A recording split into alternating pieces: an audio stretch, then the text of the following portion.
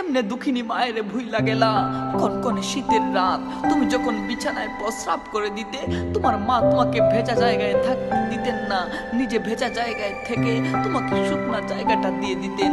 তুমি যখন আবার ওই শুকনা জায়গায় প্রস্রাব করতে, তোমার মা তোমাকে তার বুকের উপর রাখতেন।